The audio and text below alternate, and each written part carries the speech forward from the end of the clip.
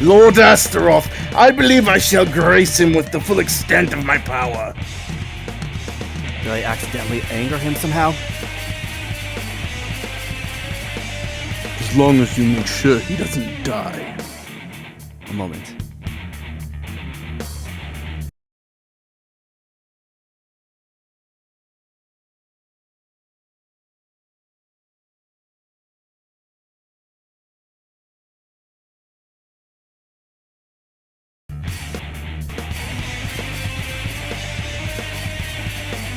Astaroth doesn't seem to be in the mood to cover me either.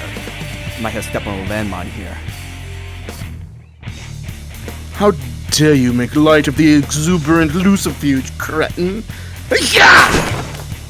Lucifuge lunged at me, shrieking like a mad bird. A flying kick to start the fight?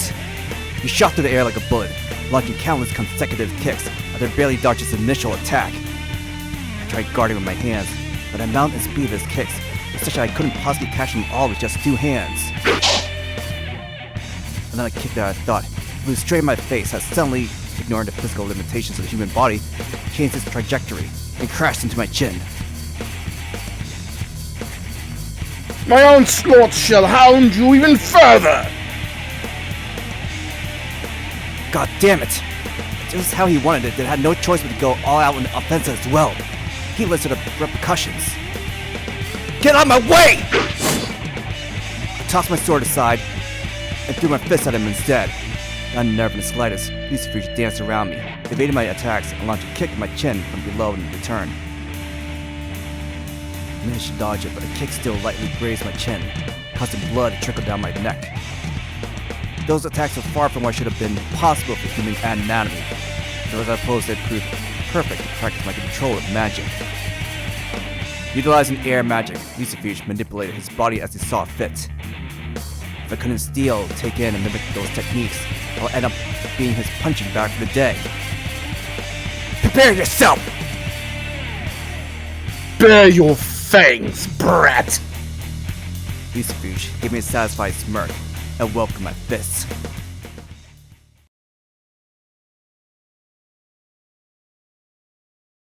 Frank. He saw a dream. Wrath. Astaroth, can you hear me? How long are you planning to sleep? Wake up already.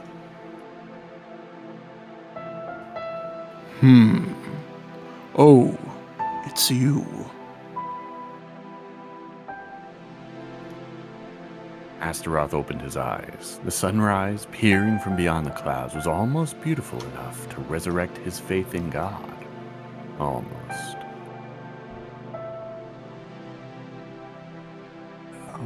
Let's see. That's not me. No, it's someone else. David, try a kid's voice. There is inherent beauty in the morning. Even a demon lord like you can feel it, can't you?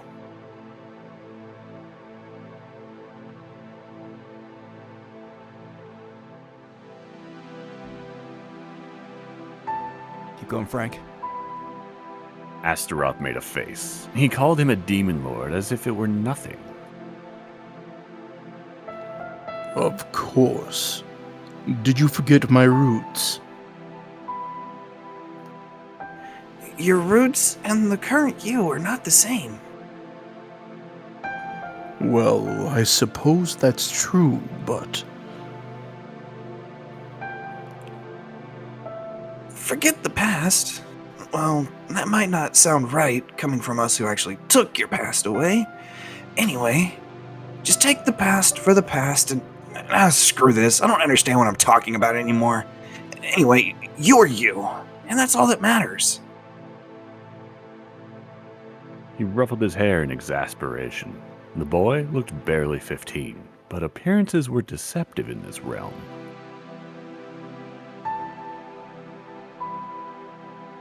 In reality, he was actually among the oldest of the 300 million of God's servants. Nonetheless, his heart remained the same for over 2,000 years, that of an innocent child. In a way, you could say he never grew up. In another, that he never really needed to. As for an angel, he was already as perfect as they could be. And so he never changed, never lost his innocence and good nature. I know what you're trying to say. Ishtar is Ishtar, while I am myself Astaroth. That's what you're trying to say, correct? Yeah, something like that. Indeed. But while my soul is almost completely Astaroth right now, it's not like absolutely everything of Ishtar was vanished, either. Mm-hmm. Are you implying you can transform into a goddess? I wonder. Wanna see me try wearing a skirt? The boy fell on the floor laughing. It wouldn't suit you. It would look terrible on you, Astaroth. You should rather try putting on an air of divinity about yourself instead.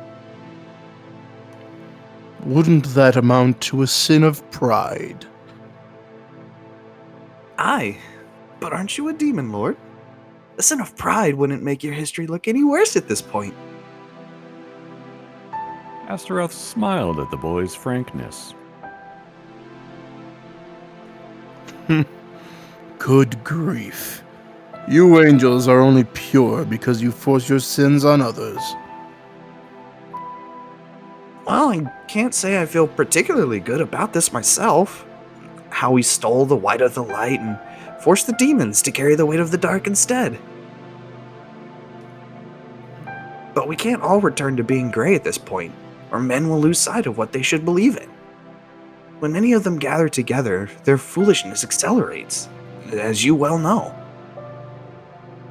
If we didn't reprimand them for their sins, they'd continue with their dark ways, forgetting to aim for the luster of the light. Being in the dark, after all, is cozy and all the more relaxing. Indeed. It is nowhere near as trying to simply turn to and remain on this side. That's why we aim for the white, just like men should. We too can sometimes be foolish, but we shall aim for the light nonetheless.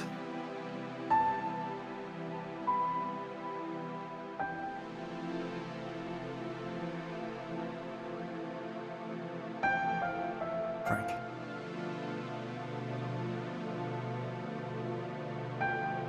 Frank, are you still there?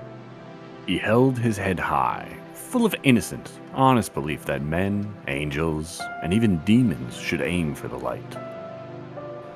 That no one should or would look for respite in the dark. You're one amusing fellow, you know that. Amusing. Me? Yes. So amusing I have trouble containing my laughter speaking with you. Has no one else ever told you that? A beaming smile crept onto the boy's lips. No, not even one. I see. So I'm amusing, huh? You're the only one who's ever called me so.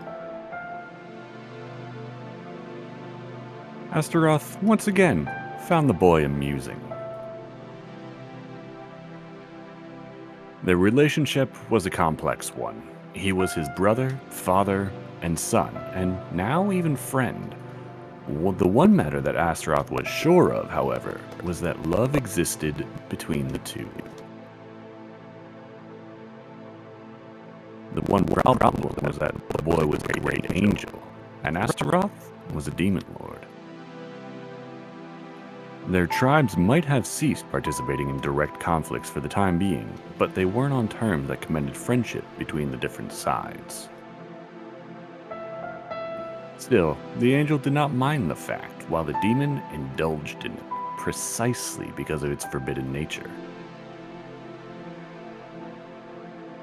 Well, I think I should be on my way. Let's meet again sometime, Astaroth. Aye. May fate bring us together again, Michael. Growing slightly bashful for having his name called, the Grand Angel waved Astaroth away with a smile.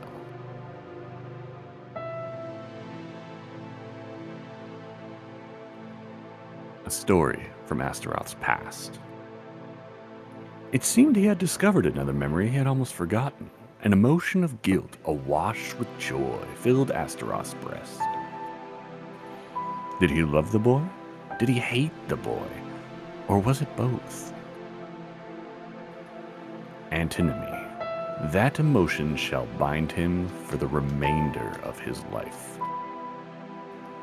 And it was precisely because of it that he was still here, that he still tried to fight and struggle.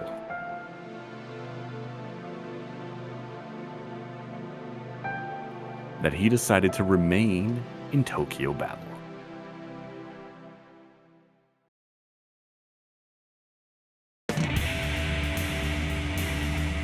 Know your place, human! Well, well. Lucifuge seemed furious on the outside, but Astaroth easily saw through the old demon's facade. He's enjoying himself. By law as a chancellor of hell, Lucifuge loved action as much as any other demon. Though his raison d'etre, that of concealment, never publicly advertised the fact. Astaroth wondered what kind of raison d'etre. Oh, Frank, go ahead. Astaroth wondered what kind of raison d'etre the boy might harbor in his heart. If it was nothing of great power, then he could leave him as he was. However, if it was something that threatened the foundation of Tokyo Babel, then he'd have to fight the boy to protect it. He smiled at having contradicted himself again. He loved Tokyo Babel and the angel that had created it, Michael, from the bottom of his heart. And so he despised them both just as much.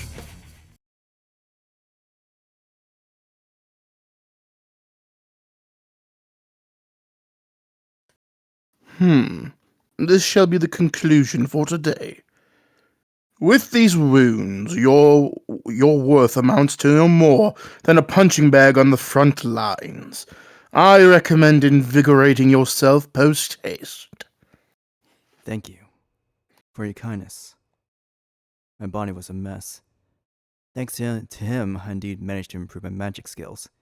To be more specific, I ended up improving my speed by about 40%. But both my clothes and my body ended up in shreds. I tried moving my broken right arm. He told me to fix that by myself too. I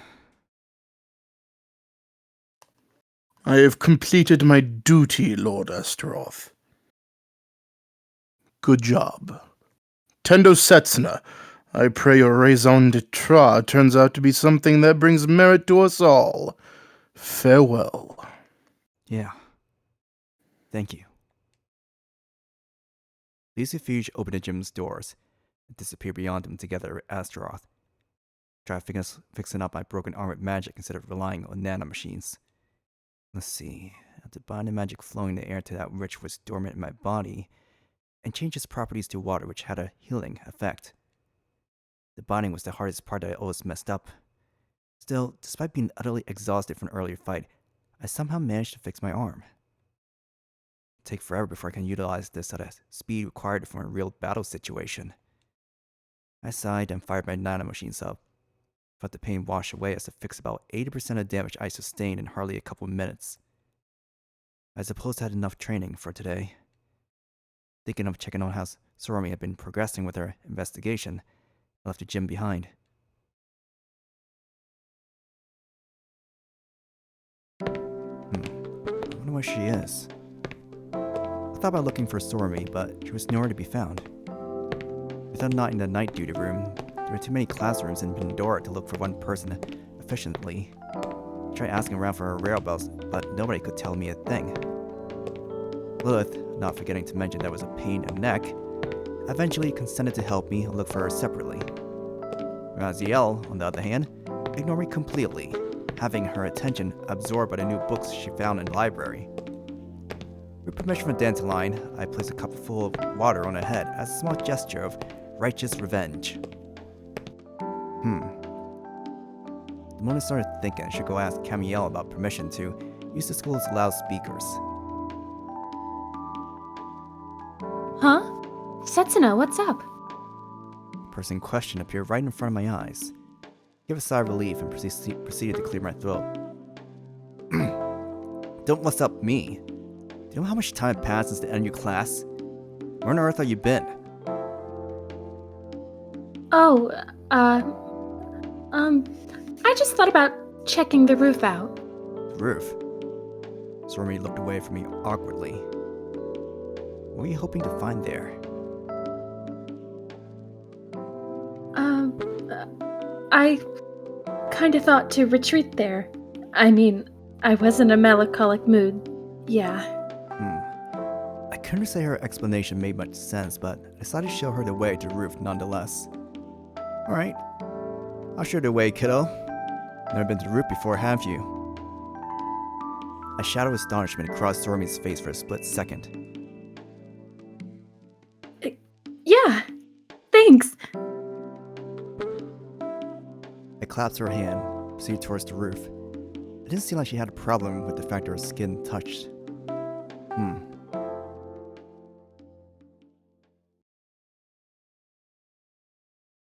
Setsuna, found Sorami. And thanks to a telepathic link with Lilith, I finally grasped the full picture of the situation. I didn't let Sorami's hands go even after we reached the roof. After a while, she tried to shake it off, to no avail. Setsuna, don't you think it's about time, you let go of my hand or something? I called you kiddo back there. You didn't bat an eye. No one's ever called Sorami that. Not to mention you haven't reacted to the fact that I clasped your hand. Which is more or less unthinkable when considering her. Sorami would have probably had one of her chaotic fits in such an event. Aw, you saw right through me? I didn't need to do that. Lilith had just informed me that she found Sorami.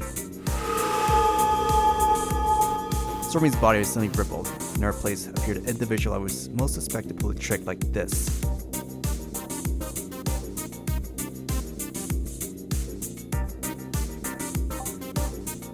I haven't heard her though. If you're worried about that. According to Lilith, Sorami had been sleeping in a locker. She had to rely on Cerberus' nose to find her in the end. If you had, we wouldn't be having a peaceful conversation right now. She made a mocking smile. Oh, you think you have it in you to actually do something with me, mister? It's not a matter of having it in me or not. I would just do it. I narrowed my eyes, thinking to intimidate her with my glare. Samael, with a beaming smile on her face, pulled my hand closer to herself. I unconsciously resisted, trying to pull my hand back.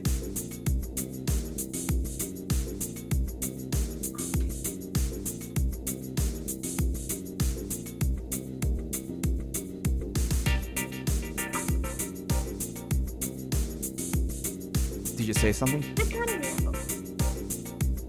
cutting out. I guess so. I haven't heard you say anything. Here.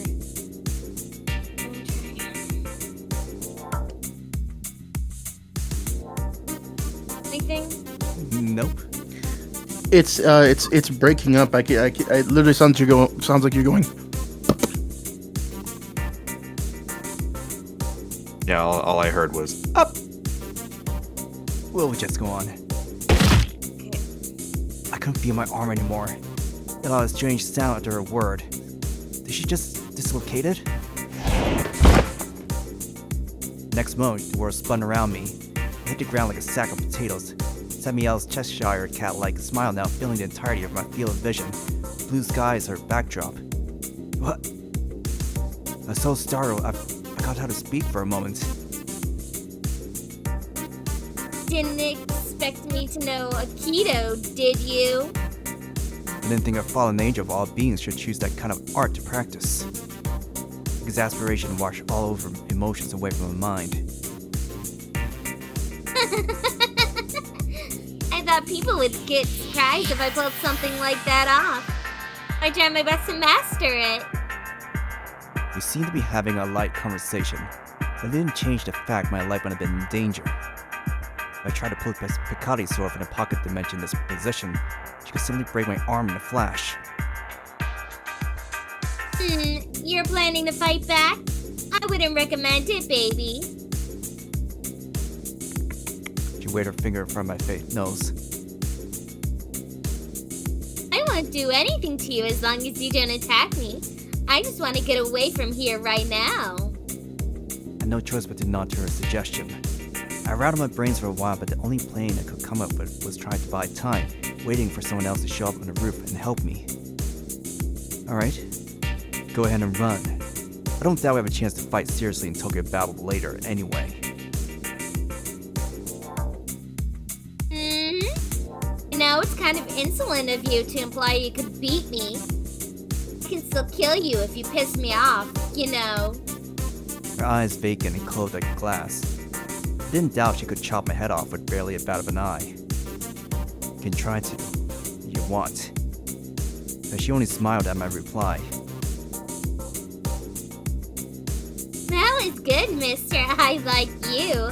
I could tell you weren't just bluffing there. Like you seemed to steal your heart and all that. She let go of my arm, and then whispering, "It might hurt a little," into my ear, fixed my shoulder back to its place. And it hurt quite a bit.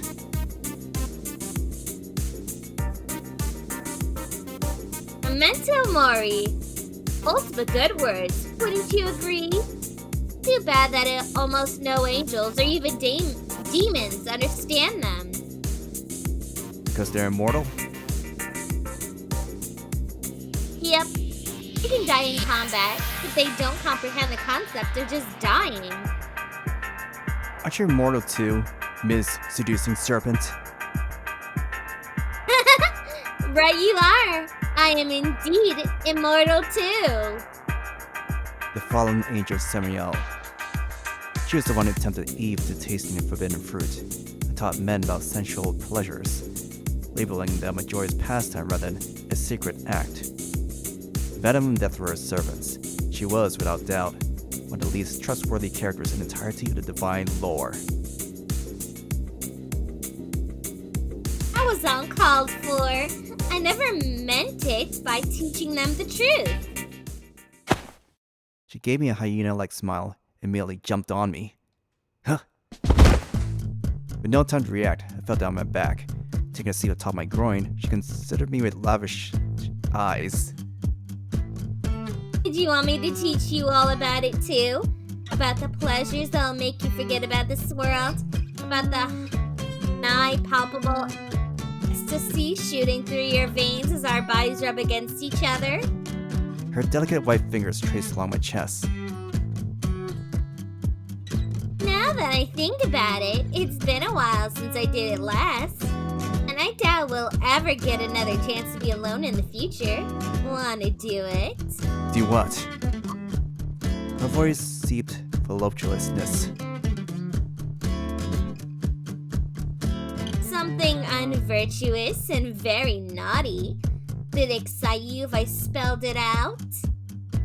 An average man would have probably given it right then and there, but for a change, I had to thank fate that made me abnormal. No thanks. I'm curious. I mean, you're a mock of a god or something, aren't you? I'd like to know how someone like you would taste. She spilled my secrets with a laugh, as if were nothing. Who'd you hear that from?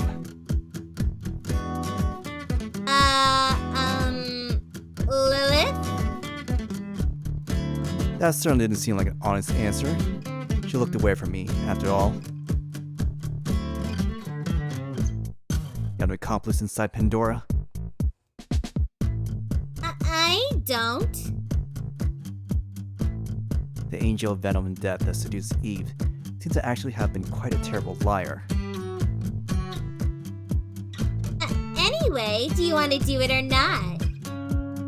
Do you prefer an active or a passive role? I'm okay with either. I guess I prefer being acted over dilly-dallying in place.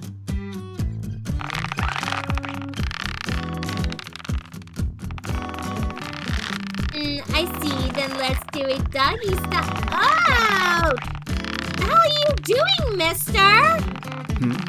I'm just being active and I'm assaulting your Achilles tendon. The most basic move as far as wrestling was concerned.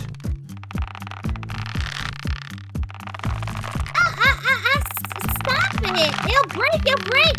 I didn't mean active in that sense, you fool! So you can't stand the pain. Let's see how fair I guess a heel will hold. Get away from me! Her left knee crashed into my face, and I had to let go. That hurt. You think my leg didn't? How the hell could you misunderstand me in that situation? I obviously meant we should, mingle, intersect, and fuse and stuff. I decided to tell her my honest feelings. Hate to break it to you, but you look too young for me. Yeah? You're saying my barely legal Lolita demeanor doesn't excite you? You're into old hags? You're a MILF person or something! Well, jokes aside. Oh, it was a joke. It pisses me off being toyed with. So what is it? You wanna fight? Kill me? Be killed by me?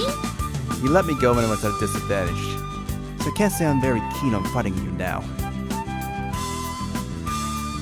Oh, seems we're of the same mind then. Kinda lost the drive to cause chaos today too. She gave me a cordial chuckle. If she laughed like that, I could only see her like a little girl. Can't believe you're thousands of years old. Aw, mister. Didn't you know commenting on a woman's age is against the rules? Against what rules? Against girl rules.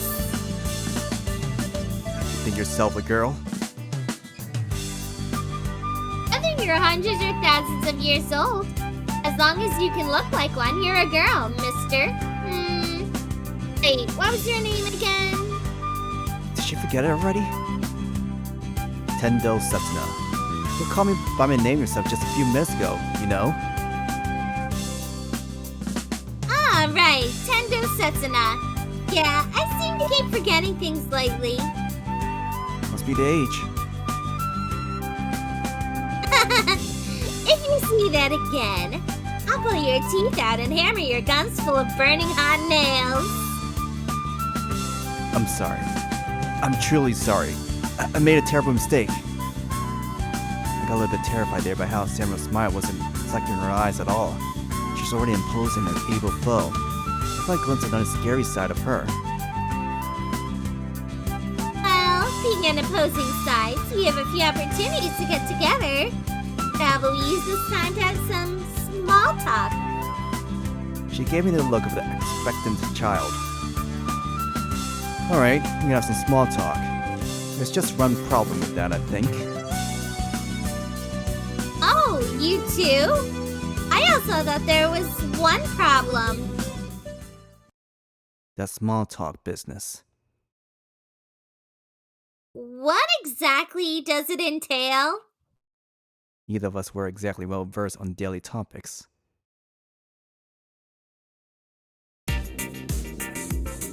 Anyway, I think we should probably discuss anime or games you like. So which characters are our favorites and stuff? I get the feeling your idea of daily topics is a little bit one-sided. And what do you recommend, smartass? Well, we could also discuss our favorite weapons and political systems. Also the correct way for men to live and maybe what we want to become in the future. liking biological weapons the most. Best political system is obviously slavery, and people would just live their lives true to themselves and enjoy hedonistic pleasures. And as for my future, I want to become a fallen angel. Aren't you one already? Yeah, also, those kinda didn't feel like topics for small talk to me. Both of us fell silent for a few seconds. Eventually, I decided to ask her something of more serious nature. I don't think this is exactly small talk either. I'd like to know why you caused the divine calamity. Well, that definitely doesn't sound small. Not to mention it's a pain in the neck to explain. She made a troubled face. Sorry. I couldn't think of another interesting topic. I mean, I don't think I would have time to ask you about these things in the middle of a battle and all. I guess that makes sense, but, well, to tell you the truth, I kinda don't remember. She didn't remember? Well, I vaguely remember that I've been doing bad things or something, but the details totally escaped me. Are you serious? Don't you think that's a problem? What do you mean, a problem? I mean, I'm a villain through and through. I don't think I need to waste time on explaining my motivations or whatever at this point. Well, your actions made all the worlds of the multiverse fall, submerged hell in water, and barred the gates of heaven for us all. I would imagine the billions that perished, the few that still survived, would like to at least know the reason for this chaos. She made a contemptuous face. Like how they want to know anything. It's the end once you're dead. Be you angel, demon, or human, you're gone from this world. Oof, your soul disperses into thin air. And those that are still living, doubt any reason I might have had to satisfy them anyway. It's likely I just got pissed at something one day and went along with it on a whim. Sounds pretty cool now that I think about it. I destroyed the universe because I was in a bad mood and felt like it. Sounds like the delusion of an adolescent girl. Samael ridiculed the very concept of world. Her face, however... Samael. Not a problem. If you attack me, I'll fight back, you know. I highly doubt I could ever lose against the likes of That's you. not what I meant. I just want to tell you that it's hard to take your words at face value when you look like you're about to cry. What are you You talking? should try looking into your mirror. You're a terrible liar, you know. And a surprise ran along her face. Her shoulders slumped forward. Well, I get it. I get it that I overdid it this time. But you don't remember. No, I don't. How about you ask your accomplice? I'm not telling you who he is. She looked away from me again. Couldn't help but smile at how bad at lying she was. Alright, I won't ask. Oh, phew. I'd be in a heap of trouble if I accidentally let that one slip out. And how about you tell me something you can? What you know about Lilith, for example. Ah, right. Lilith was the one who picked you up, wasn't she? Yeah, she saved me from the world on the verge of complete destruction. Samael made a hyena-like smile. Hey, did you know that your Lilith isn't actually Lilith? Yeah, I do. Apparently, she's a hologram, the original. Huh? You knew? Well, that's a bummer. Anyway, I thought you could tell me more about that original of hers. I'd like to ask one thing of you first, though. She considered me with narrowed eyes. Are you sure she's on your side? Huh? must say it's a bit hard for me to suddenly start doubting the very source of my presence here. She saved me from a certain death, and awarded me a new role in life. If I couldn't trust her, then who could I? Lilith I knew was an ice-cold, ruthless bitch that looked down on everyone, be they angels, demons, or humans. Always with a condescending smirk on her face. Day job of us demons is tricking people into depravity. Our goal is to drag as many souls to our good old hell. To tell you the truth, most demons actually like spending time with humans quite a bit. Though, they do kind of ruin them in the end. Still, Lilith alone was different. She had that presence, you know, as if she were beyond angels or demons, an existence of her own. You sure we're talking about the same person? Well, that was the Lilith I knew, at least. Does her hologram Lilith seem different? She does indeed smirk all the time, but I would hardly call it a smile code. I haven't noticed her looking down on anybody either. If she did, I doubt Raziel and Camael would trust her as much as they seem to do. It doesn't sound like the Lilith I remember. You think I'm lying? Nah, you definitely aren't.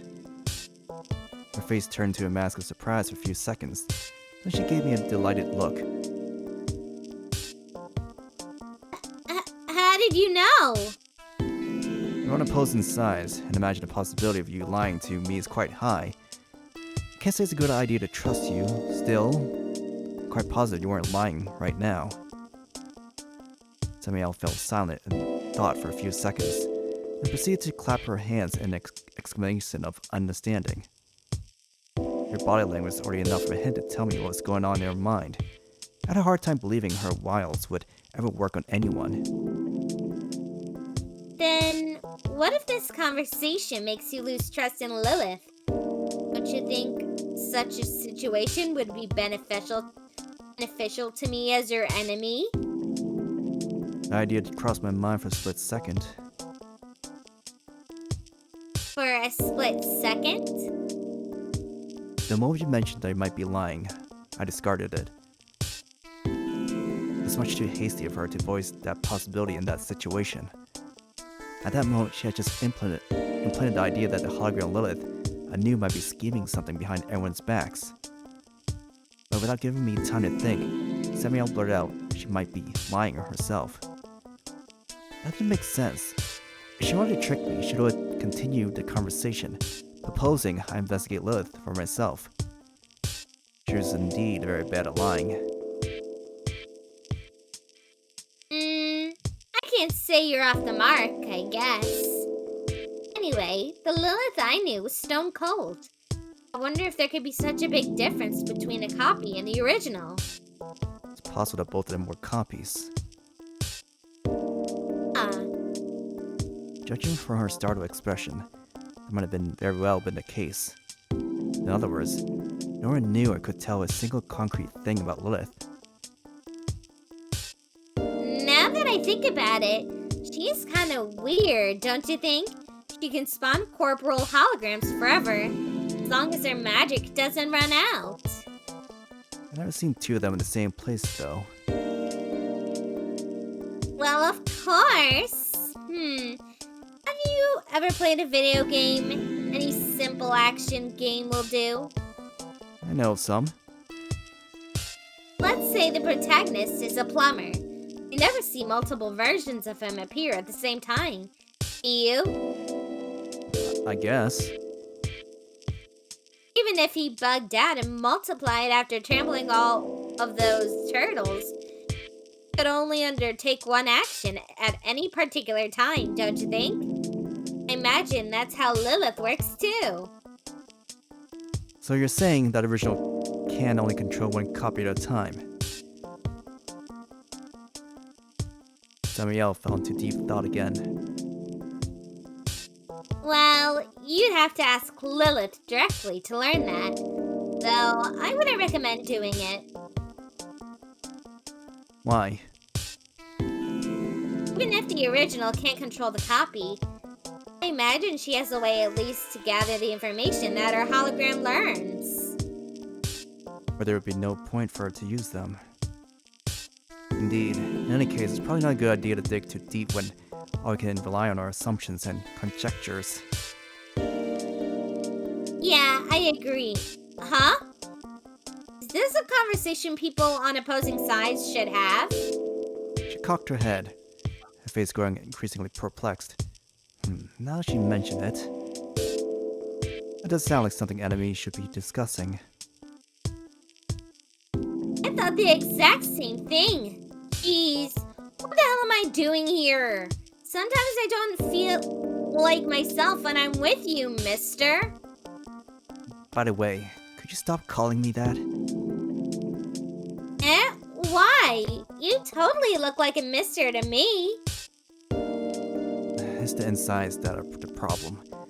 Nor need experience in life to be your senior. Looks are all that matter. I think we should rather treasure what's inside us.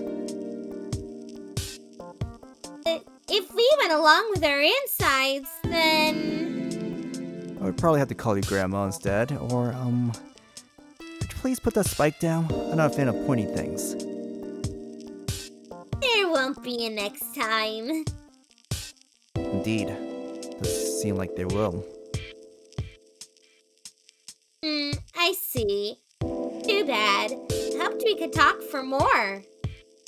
That wouldn't be wise. Might get personally attached. You actually feel that way towards me? Not at the moment. I see.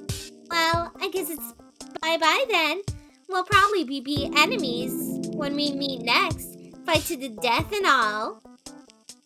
She paused to think for a second. The longer we draw this out, the tougher it's gonna become, though. Hope we meet in battle soon. Then how about you wait for me in the second stratum? It'll make you my first opponent. Shall like jab my chest. Alright, let's meet on the second stratum then. And have a fair one-on-one fight. Indeed. Let us do so. Pinky promise then. I cored my finger around hers, as she wished. If you break this promise, I'll hammer 1,000 burning hot nails into your guns. Already, it's a promise. The fallen angels seem to have an odd obsession with nails. Hope to see you soon, mister. Yeah, I'm glad we got a chance to talk. Yeah, me too. Even an oddly melancholic smile behind, Samael jumped off the roof. I didn't feel like following or investigating her any further today. For some inexplicable reason, I still didn't feel like it anymore. My only role in being here is pilgrimage. Yes, I was here for a single purpose. My pilgrimage. It would of course eliminate anyone that stood in my path. I had no reason to go out of my way to fight those that didn't mean me ill will. Even others labeled them my enemies. Someone else could take care of them if they had a problem.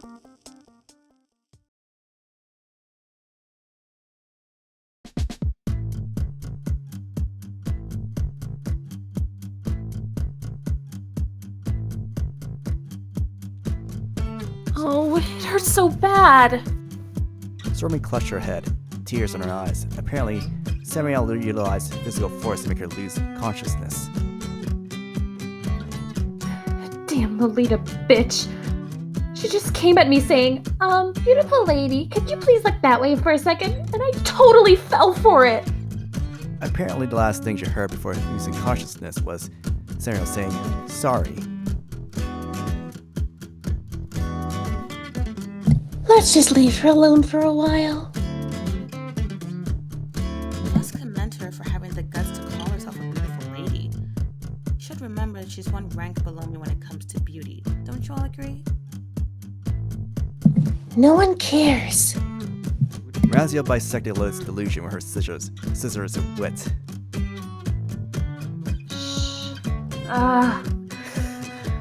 The pain seems to have receded already. Your magic sure is convenient, you know. Want me to teach you some too? While you still have the chance? Magic can prove a very useful tool in one's daily life. Ah, that sounds like a good idea. It would take a bit off her workload if she could at least learn how to fly. Oh, I'd certainly love to learn that, as long as you're going to be gentle with me. Of course. Let's start with something easy first off, then. Try inhaling the air for about 10 minutes straight. Then exhale it all for another 10. Do I look like a master monk to you? That's impossible! Then how about gulping down this beautifully wriggling larva, brimming with demonic energy? Well, this one might not be that hard physically, but I'm not sure how my mind would fare. Not to mention, I can totally see it leaving a shining mark on my body that's impossible to get off, so no thanks.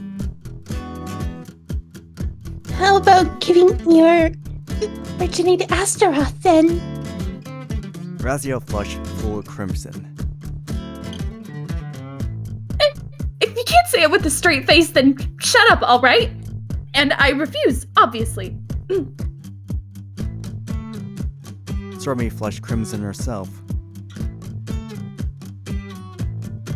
How about we just have her read a few grimoires?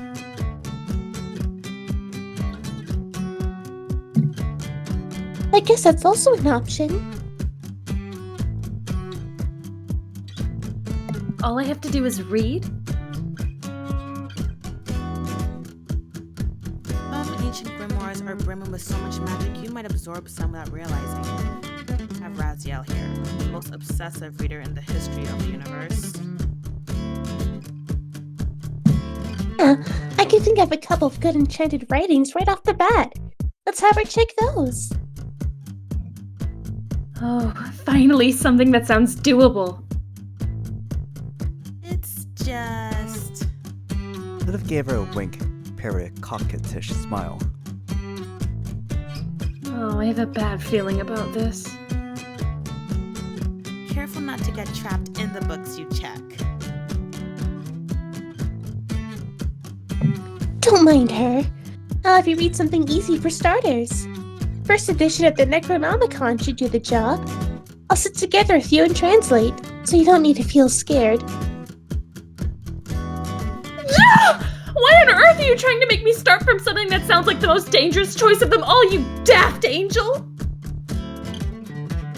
We can then study alchemy from my complete translation of the Voynich manuscript, and learn how to manipulate matter just by clapping your hands with the knowledge inscribed in that thing. Someone get her away from me! Grabbing Sorami's collar, Raziel pulled her out of the room, ignoring her cries completely. Wish her luck, saw her off. I didn't want to get involved in those books myself. So, Lilith and I remained in the room, just the two of us.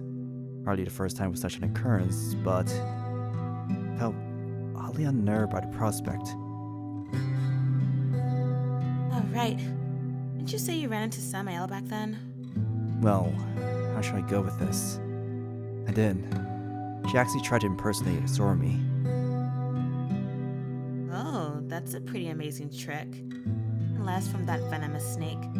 They even impersonate random people at will, huh? Her skin temperature was quite a bit lower than that of a regular human, so it was actually pretty easy to see through the disguise. All I had to do was order my nano machines to rework my eyes, so I could inspect the potency of her infrared radiation. Doubt many could actually see through that. Convenient body you've got there. Convenient? Huh? But isn't yours more convenient than mine? Convenient?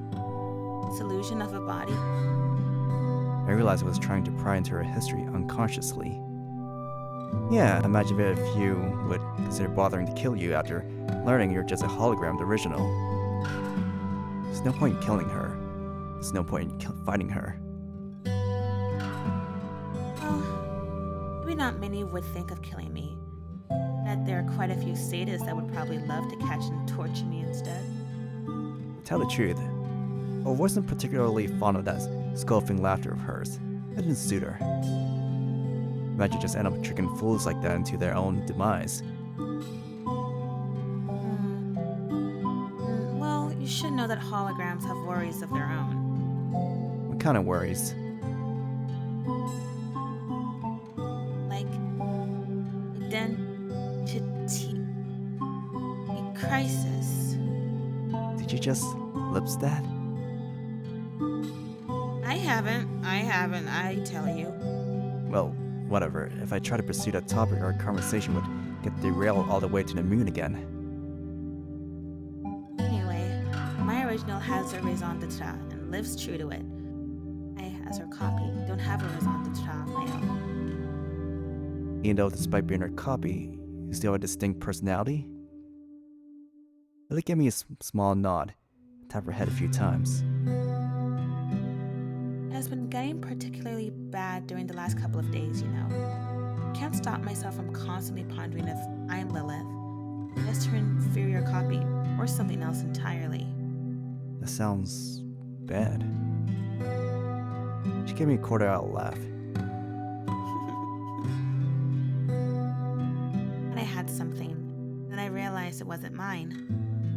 Eventually, I kinda grew to want something for myself, you know? Inside, it seemed like she was seriously stressed, as much as that was like her usual self. Sorry for filling your head with stupid talk. Importantly, what if your raison d'etre? You'll be finding it anytime soon? Before I knew it, the topic of the conversation switched to me. The reason for my existence. Huh. I discovered a small reason, but I can't seem to find a big one.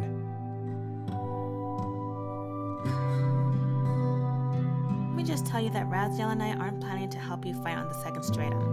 You'll have to break through it on your own. Oh, that's exactly what I wanted.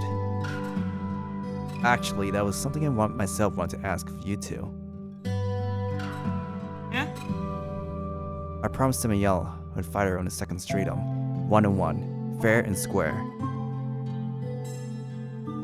You've exchanged a promise with Samael? Girlie must have found you to her liking. Can say that. Girly? Please stop reacting to those parts. If you keep doing it, all of us here will start feeling very uncomfortable. I understood that full well discussing nails with Samael, so try to be more careful with what I say from now on. Anyway, listen to me. To fight and kill Samael alone. Think you can do it? I will. I didn't know if I could. She was, after all, the fallen angel of venom and death, the so-called mastermind of divine calamity. We depart in 3 days. I'm planning to have you sweat quite a bit during then. Samael is our opponent. Probably help you on devising a plan to counter her tricks and all that. Roger. So, want to stand true to your promise, and I suppose I shouldn't let Sorami help you either. Yeah, please don't. If possible, I'd rather not take her on the pilgrimage at all. Sorry, but that won't work for me. Have you forgotten she inherited Gethel's eyes? And she can see through the essence of the world, even the future. Definitely want to keep her around. She suddenly lowered her voice. What was that all about? Might be some that would want to use her for their own means. Like Astaroth, I supposed. This is important. You have to also be careful to never put too much of it into anyone. Ended up as the most influential person in Pandora because Lucifer just happened to go missing in action. Beelzebub just happened to go mad. In other words, it's very possible might as well have been pulling the strings behind the curtains. But you don't need to worry about Camael. He's just the way he looks. I mean, you know, kind of mentally incapacitated. Your phrasing the word doesn't make it sound any better, Lilith. Also nosy and annoying. I guess I can't completely deny that part.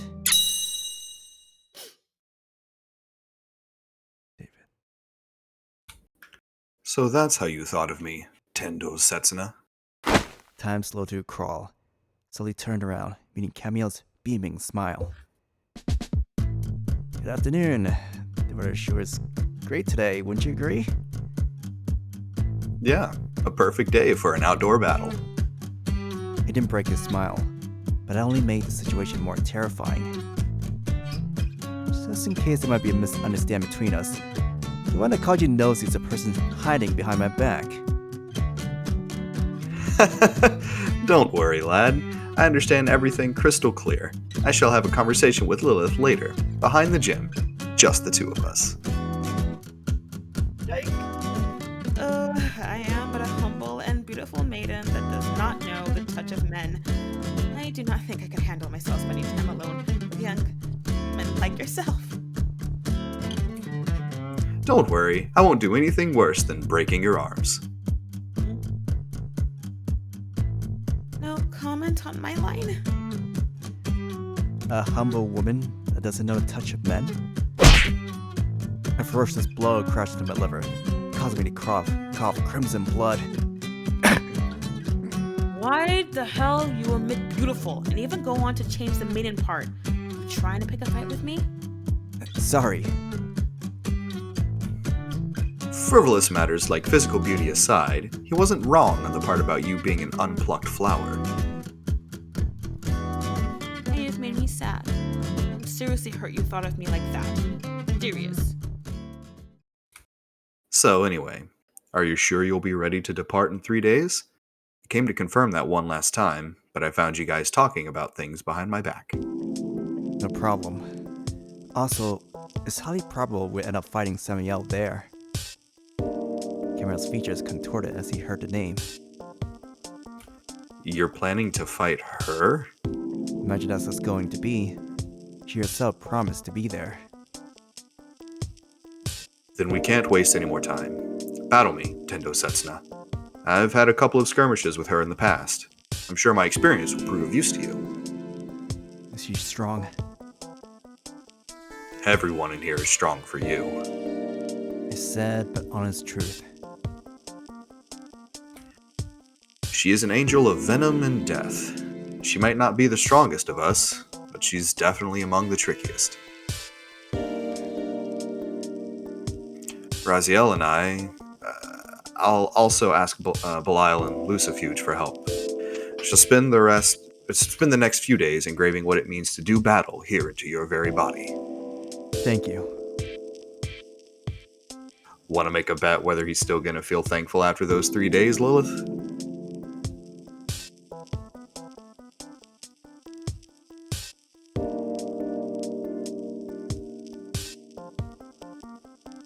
What was that, Lilith? Muted. Sorry, I was muted.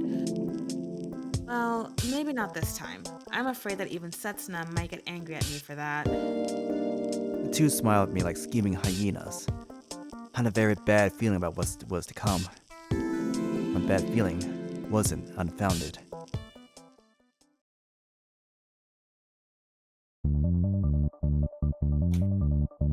Dodge every single one of them. We'll keep repeating this until you do. Oh, and we'll have no time for breaks. Anyway, prepare yourself.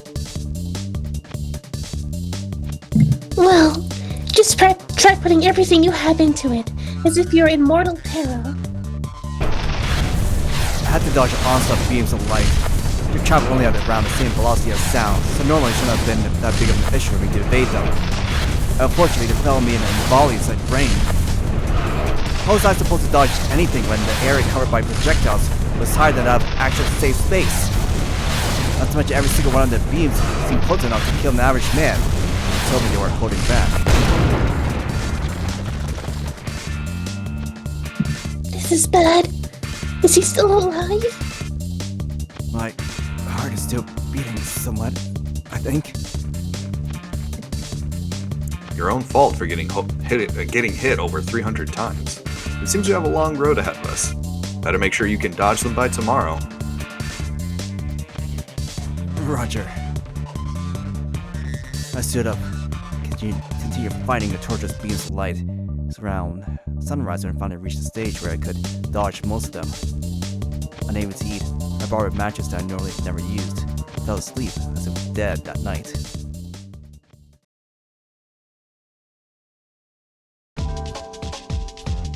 Next day, I had to face a tag team of Belial and Lucifuge. They say you're gonna fight Samael in the second stratum. You should know she's a tricky one. In that case, we shall mold your body so you can hold your ground against the full-fledged demon. After that, there might be a glimmer of hope for you to survive. You're sure fired up today, geezer. I merely felt like exercising today. We're gonna practice close quarters combat. You can use whatever you want, be it fists, swords, or even your head. I pulled my sword out of the pocket dimension. I didn't need to hesitate about using a sword of 7 deadly sins in this situation. After all, my opponents were Belial and Lucifuge. I shall carve the terror of what it means to fight a demon into your very bones. Not planning to pull a weapon from somewhere in the middle of the fight. Saying not trusting demons is part of training, I hope. You dare mock me, urchin! I spot Belial hiding a weapon in his pocket dimension a moment earlier. Shit. And you still dare to call yourself a jurist? Fuck off. I'm the law around these parts. And so, I had to fight them. My sword and the fist would cross in the arc, yet somehow their attacks would crash into my face before I could reach them, cursing the unfair nature of demonic speed. I bowed them while spraying the ground crimson with my own blood. It felt more like a lynching than a fair fight at this point. Trying to use my special powers like Takamikazuchi or Hiro Kakasuchi only result in pissing them off, thus inflicting more pain on me. Not agile enough! Your punches lack weight. I sighed within the heart at their Kalia's remarks. Using 4 packs of liquid nutrients that night, again fell asleep like a rock.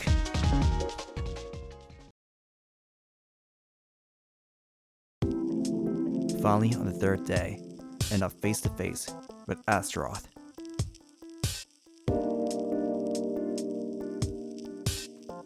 Samael, huh? Fighting the fallen angel that might as well have been the mastermind of the divine calamity as soon as the second stratum. I have a hard time deciding if that's good or bad luck on your part. I would rather be optimistic. Astaroth gave me a smile, which alone seemed to change the air of the entire place. Can you guess why Lilith picked me as your last opponent? I have no idea, to tell the truth. It's not that complicated. I am the crowned prince of hell. A weak being such as yourself cannot help being overcome by an urge to fall to his knees just by being in my presence. So, I still qualify as weak in their eyes. Don't look so overwrought, Tendo Setsuna. You're indeed strong. Your history is that of novelty, and yourself are a very fascinating individual as far as humans go. You might even turn out to be the one to finally complete this pilgrimage. Yet you still call me weak? Yes, indeed. For you have no will. You mean raison d'etre, the most important of concepts in this Tokyo Babel. Veneration of one's very own existence. Astaroth gave me a nod. That's why you have already lost the very moment you faced me. As long as you cannot find it, I highly doubt you'll be able to fight our little fallen angel off. Then what do you propose I do? That you have to decide for yourself. Astaroth extended his arms wide in grand display. The world does not belong to anyone, and so it belongs to everyone. By appealing to it with a strong reason to live, we can temporarily subjugate its very laws. Everyone has their goals. Everyone has their colors. Duty, commitment, ambition, conservation, destruction, creation. Everyone has something they want to challenge the world with. And it's that will of theirs that affects the flow of the magic in this universe, makes it apt to change shape according to their design. Tendo Setsuna, what is your color? That I have a color? My motivation was that instilled in me by Lilith. I was a complacent tool. That's one matter you have to keep pondering about. You should never let it slip your mind, whether you are in the midst of battle or languidly drifting to sleep in your bed. I gave him a nod, and Astaroth cracked his knuckles. Then, let's start our actual lesson, shall we? Incredible pressure fell in every pore of my body the very next moment, yet Astaroth regarded me with a smile on his face. Don't worry. Today's practice is going to be very easy. You don't need to do anything, and I shan't either. I'll merely stare at you. Don't look at me. I almost cried out from the unbearable nature of this trial. True to his word, Astaroth didn't do anything. He didn't even try to do anything, but at the same time, he was a grand demon, the crown prince of hell, the demon lord, Astaroth. He didn't need to speak or change his shape to pressure humans into certain demise. The immense pressure forbid me to breathe. I felt as if a sharpened blade had been chiseling hairs in my throat, waiting to slip and open it agape. I grinded my teeth. I squeezed my palms into fists. Seeing through my predicament, Astaroth smiled to himself. A feeling of intense shame ran along my body, making my hair stand as if trying to roughen their pores. I had more potency to my impulse to flee. Standing around presence, remaining immobile, I could crush humans like ants. Such a conviction dawned upon my heart. You look pale. Is something wrong? You're merely sitting there, and so am I. That's because you're here. That's because your lordship is here. I felt like I would lose something if I actually voiced those thoughts. To put it more lightly, in a more understandable manner, I was afraid. Positively awed by him. It's nothing. Must be your imagination. Is that so? He laughed at me. Shame gnawed at my heart even harder than terror. We are beings that draw our power from human fear and taste their despair as bread. We are quite sensitive to human emotions. He gave me a mocking smile. In other words, there's no use trying to hide my feelings from him. I steeled my heart. I took a deep breath. My fear didn't wane. Only air as cold as winter snow invaded my insides. Still, I at least seemed to have mustered enough strength to open my mouth. Then I suppose there's no use in hiding it. I'm afraid of you. And why is that? That's... I wondered why. He showed no killing intent, no animosity, no malice. He neither assaulted me with words nor displayed hints of using magic. I couldn't understand the reason. All I knew was that I wanted to flee from this place as fast as possible. Still, I had to fight that feeling away. I had to. I had to. If I did, I would finally see the answer to his question. He was alive. He had a reason to live. There was significance to his life. He didn't give in to the world, but made it his own instead. That was why he was so terrifying. I wasn't afraid of being killed by him. I was afraid of my own heart. I seemed to want to succumb to his luster, subjugate itself to his hegemony.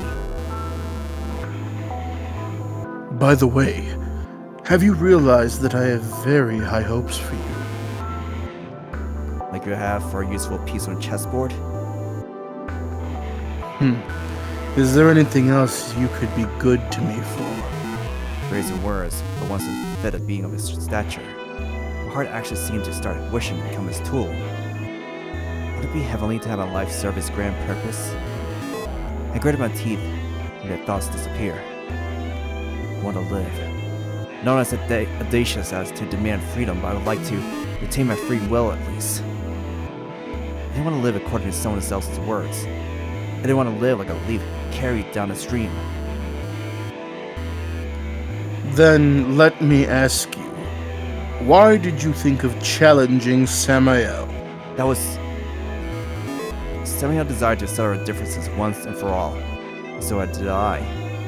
It was our joint wish. Do you like battle? I hate it. I hated hurting others. I hated being hurt. But I feel that the fight I'm going to have with Samael is trying to be different. It grew harder and harder with every word. The reason why light seemed to slowly start forming in front of my eyes. It's my duty and honored fighter. It's a manifestation of my will. We made a pinky promise. We swore to each other that we would fight and kill, settle our differences. I couldn't let myself betray that promise, no matter what. The wish didn't come from someone's order, but from my own will. Then it seems my job today is over. Astaroth took a step towards me, yet I no longer felt scared in the slightest. In the end, that was exactly what he wanted to teach me. I had my own reason to live. It was a small thing, nothing that weren't putting one's life on the line, but it was still mine. I decided to cling onto it tooth and nail. I decided to protect the small promise I exchanged with the fallen angel, no matter what. I shall defeat her on my own volition. Not necessarily kill. Murder would only be a side effect, a matter of unfortunate hate. Still, at the same time, I didn't mean to hold back. I shall wager it all. A few years of my life, against 1,000 years of her history. I was sure that was exactly what Samael wished of me herself.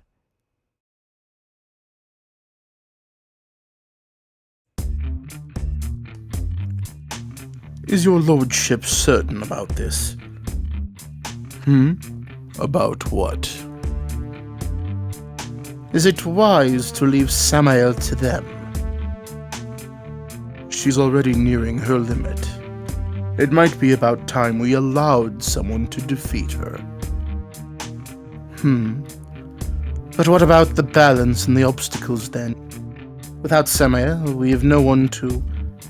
Can't you take care of the role?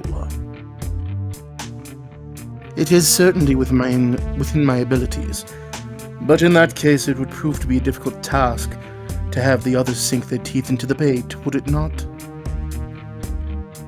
Indeed. Well, whatever. I'll sleep on it. Today's been an exhausting day. I'd rather you gave me some time alone.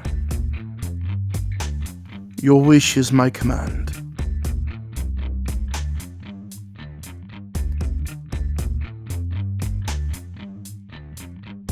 Frank. Lucifuge vanished. Astaroth sat down on his chair and gazed up at the ceiling absent-mindedly. He closed his eyes and saw a dream.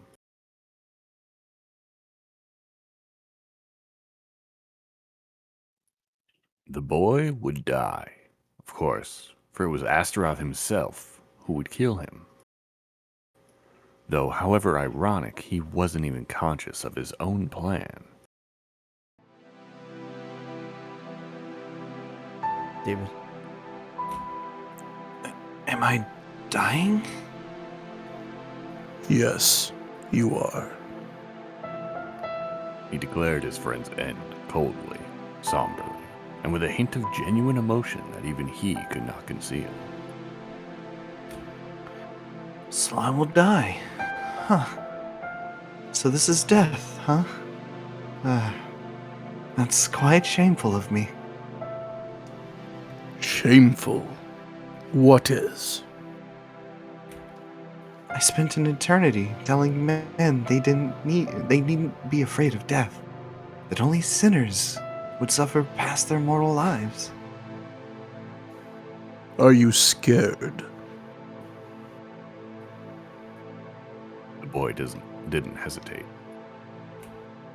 I am scared. I am afraid of death. I cannot believe the absurdity of my own teachings. I did not know death could be this terrifying, and that life could feel so sweet. But still, the concept of immortality exceeded death in dread. Don't you think it ironic that we, immortals, couldn't comprehend the essence of our own immortality? Who could have known that eternity's other name had been despair? Convulsion ran along his body.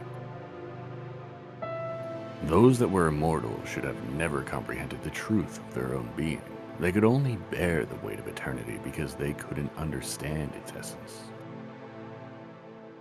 The truth was a delicious poison that everyone's heart could not help but crave for. The boy, having tasted and understood it, could no longer bear it. Without a moment of deliberation, he pierced his heart with his own sword. He was not running away. He merely did not want the world to suffer from his own madness that threatened to destroy all and everything in its path. So he chose death instead to avert such a fate, and so did most of his companions. There was but one that didn't make it in time. Doubtless, he rained a furious hellfire upon the world as they spoke. You look fine enough to me, though.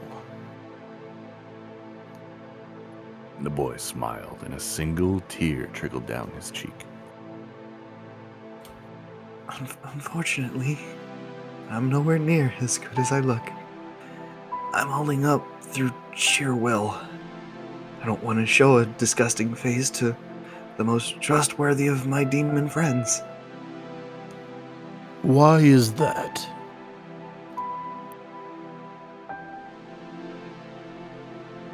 The boy rubbed his eyes.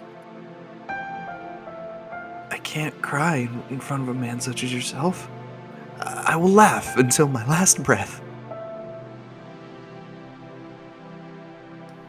I see. Then I shall see you off with a smile myself. Astaroth placed his palm on his friend's forehead. Astaroth, did Purgatory move? I put everything I had into separating it from Hell. Did you see if it worked?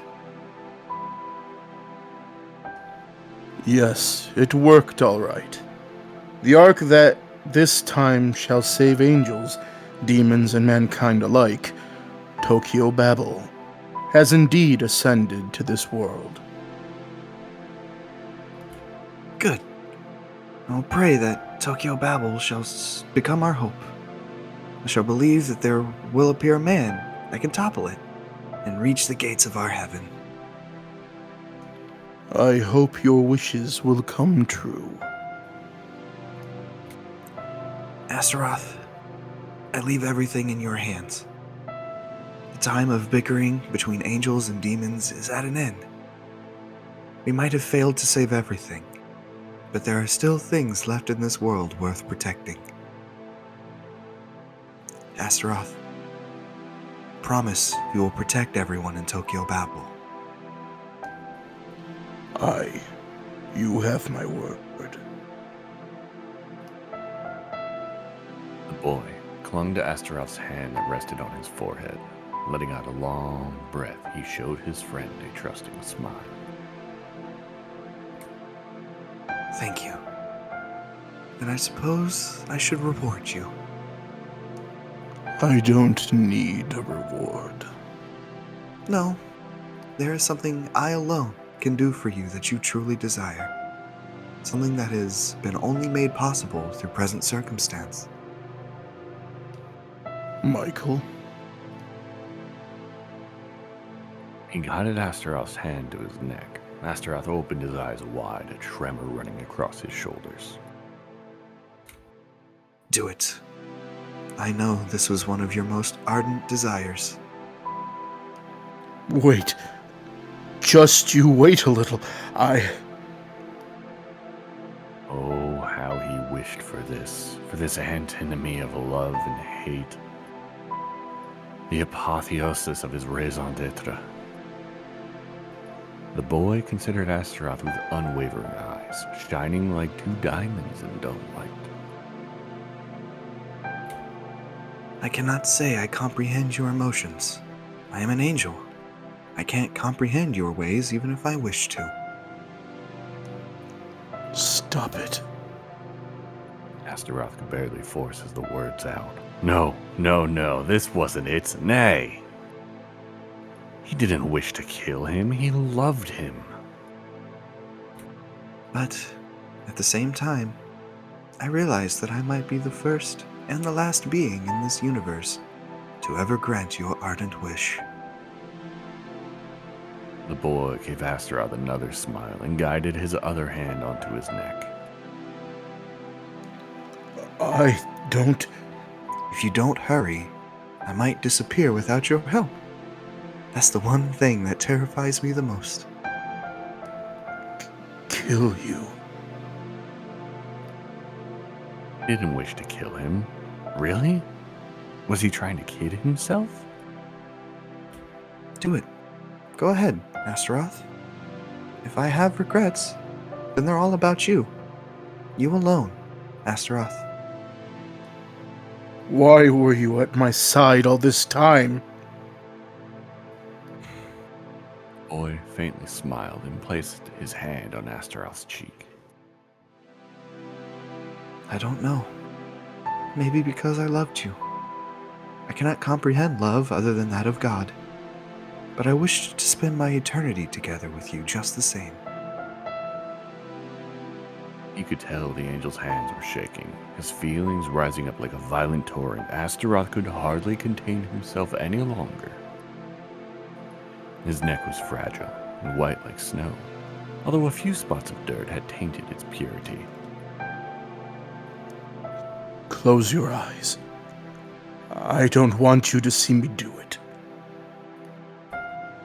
If that makes you feel better. The boy closed his eyes. I'm sorry. Such was his nature, the essence of his very existence, the reason he lived for. He had to kill him out of love. Farewell, Astaroth. His last words were painfully simple, painfully normal. Astaroth could feel the bones of the angel's neck crack under the pressure of his fingers. He could feel the boy's heart slow and eventually stop, magic and blood coming to a halt within his veins. Tears spilled forth from Astaroth's eyes, torturous, heart-rending, lovely, an odd feeling of fulfillment accompanied by a terrible emptiness filled his chest. What antinomy? What a life. But I will grant your wish, no matter what. I shall use my full power as a demon lord to see your words come true. Astaroth truly tried to fulfill the promise to his friend, but somewhere along the way, he strayed off the path. I have to protect Tokyo Babel. No, that wasn't what the boy wished for. But by the time the Demon Lord realized it, he had gone too far to come back. Samael is the main obstacle, Masters as her support.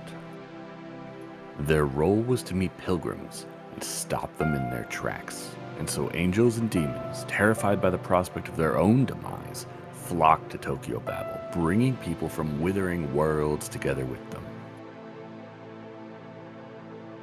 As a result, Tokyo Babel grew stable, but not in a way the boy wished to. for it became a giant fortress of stagnation rather than a road to salvation.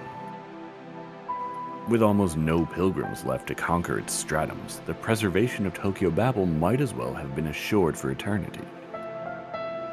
All he had to do was have everyone on the first stratum dance to his tune and, from time to time, use the fools to weed out the less cooperative masters when they would go out of control. And so the balance of Tokyo Babel would be preserved for an eternity, the illustrious purgatory that the boy used his last strength to erect would exist for all time to come, exactly as he wished.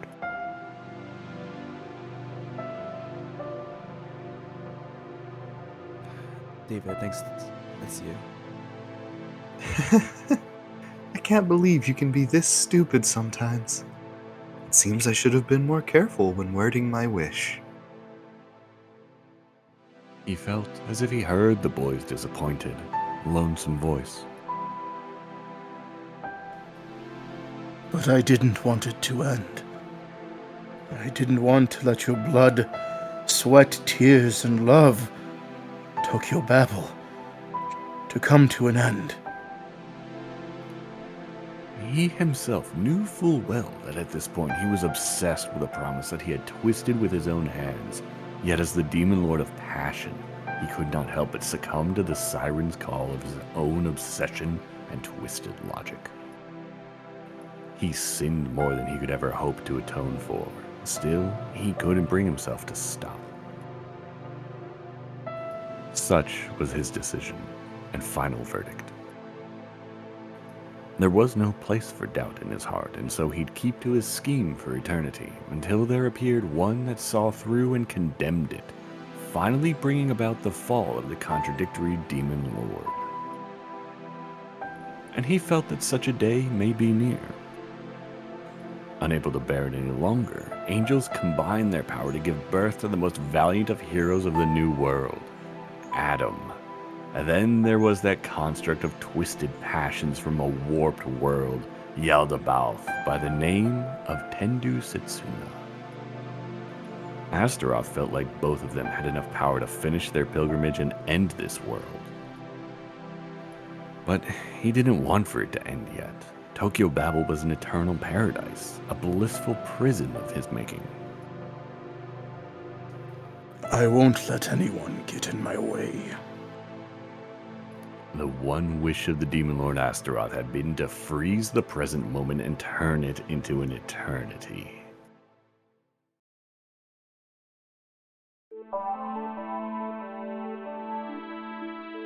Keep going. The one wish of the girl. That's still me? Yeah, keep going.